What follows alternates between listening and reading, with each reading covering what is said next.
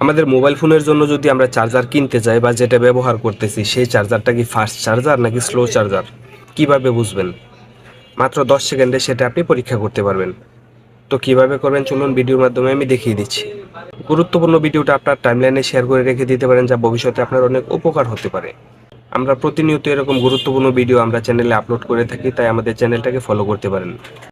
যদি মনে করেন ভিডিওটা একটু উপকার হয়েছে তাহলে একটা লাইক করতে ভুলবেন না। চলুন ভিডিওটা শুরু করা যাক। প্রথমে প্লে স্টোরটা ওপেন করবেন। ওপেন করার পর আপনারা এখানে সার্চ বার পাবেন। সার্চ বারে এসে সার্চ করবেন AMPERE, এটা লিখে আপনারা সার্চ করে দিবেন।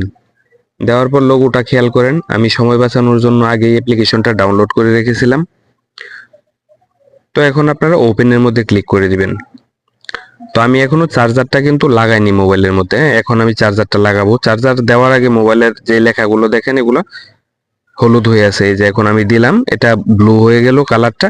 এখন এখানে পার্সেন্টেজ উঠবে, আপনারা দেখেন এই যে সব কম থেকে উঠা শুরু করছে, 300 থেকে শুরু হলো, পার্সেন্টেজ উঠতেছে।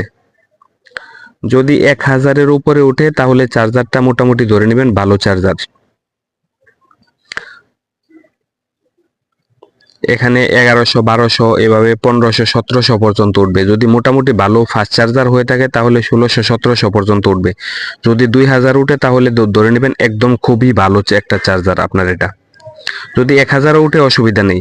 যদি 500, 600, 700 এরকম উঠে তাহলে ধরে নেবেন আপনাদের চার্জারটা একেবারে নর্মাল।